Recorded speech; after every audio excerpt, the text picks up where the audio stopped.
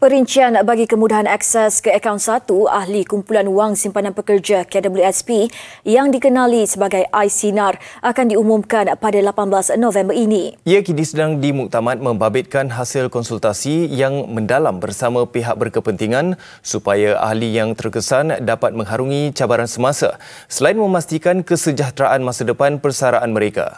Dalam satu kenyataan, KWSP yakin amaun yang boleh diakses daripada iSinar serta amaun maksimum RM500 sebulan daripada akaun 2 melalui kemudahan iLestari yang dilancarkan April lalu dapat membantu ahli yang terkesan menampung keperluan dalam jangka masa pendek. iSinar adalah lanjutan daripada pengeluaran iLestari yang kini dijangka mencecah amaun pengeluaran sebanyak RM30 bilion dan akan berakhir pada Mac 2021. Permohonan iSinar boleh dibuat bermula Disember ini.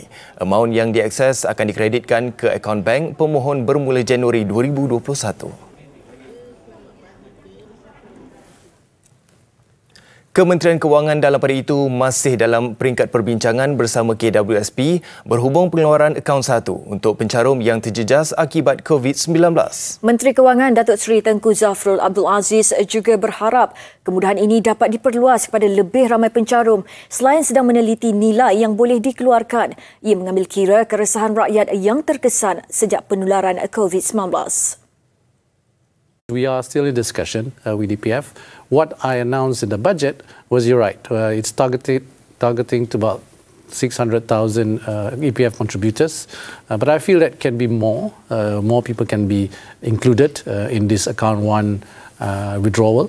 The amount as well, we are looking at the amount.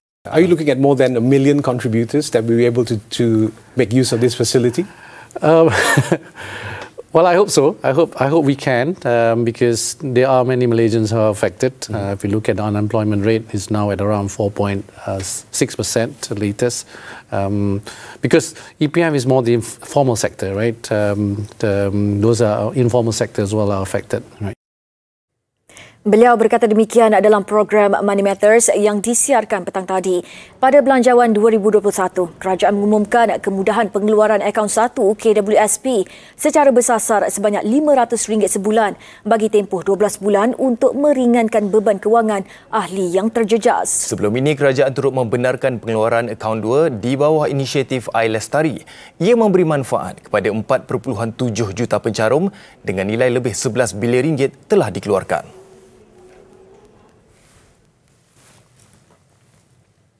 Dan dalam sidang media khas di Wisma Bernama di Ibu Negara siang tadi, Datuk Seri Tengku Zafrul berkata Belanjawan 2021 dilihat mampu memacu usaha pemulihan ekonomi untuk berada di landasan tepat dengan memberikan kesan pengganda tinggi kepada semua sektor. Malah rancangan kewangan negara itu dijangka akan memberi kesan positif kepada pertumbuhan keluaran dalam negara kasar KDNK sebanyak 4% tahun depan.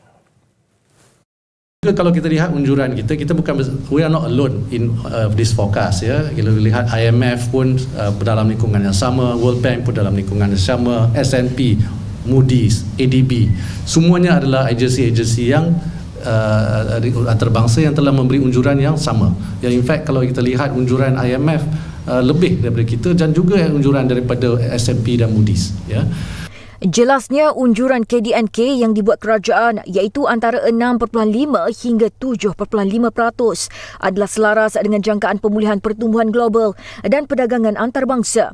Ia juga berdasarkan aspek pembangunan dan pengkomersialan vaksin COVID-19 yang dijangka berlaku 6 bulan pertama tahun hadapan sekaligus merancakkan ekonomi dunia. Ekonomi negara juga dijangka akan terus berkembang susulan didukung prestasi pemulihan pelbagai sektor ekonomi, terutamanya sektor pembuatan dan ekspor bersih, sekaligus mampu mencatatkan prestasi suku keempat yang lebih positif. Jelasnya lagi, belanjawan kali ini juga merupakan bukti kerajaan tidak berkompromi untuk menyelamatkan rakyat dan ekonomi negara. Ia dapat dilihat melalui pendekatan dalam menguruskan kewangan negara ketika kadar defisit hutang dijangka mencecah 6% tahun ini. Kita masih lagi berkemampuan, kita punya kecairan wang yang tinggi, ya, liquidity is there. Semua suntikan fiskal yang telah dibuat pada tahun ini melalui pakej prihatin, pakej penjana, pakej prihatin PKS tambahan dan juga kita prihatin yang berjumlah RM55 bilion adalah menerusi pinjaman tempatan, ya. That means we tap the local domestic currency. We are not dependent on the foreign currency. Justru beliau optimis belanjawan 2021 akan diterima kerana ia memberi fokus dalam membantu rakyat dan menjana semula ekonomi negara. Saya percaya belanjawan ini adalah belanjawan yang fokusnya kepada rakyat, ya, fokusnya kepada perniagaan dan juga untuk menjana semula ekonomi kita. Jadi bagi saya, kalau belanjawan ini dapat menolong negara kita, tidak ada sebab kenapa kita harus menolak bajet ini. Sekiranya belanjawan berkenaan gagal mendapat sokongan ahli parlimen, ia akan memberi kesan kepada perbelanjaan mengurus negara. Tapi dari segi ekonominya, kita tidak dapat membayar banyak our komitmen kerajaan, ya, kerana belanjawan ni harus, kalau tak diluluskan tak dapat bayarlah komitmen kerajaan, dan seperti membayar our frontliners, membayar bantuan prihatin rakyat dan sebagainya.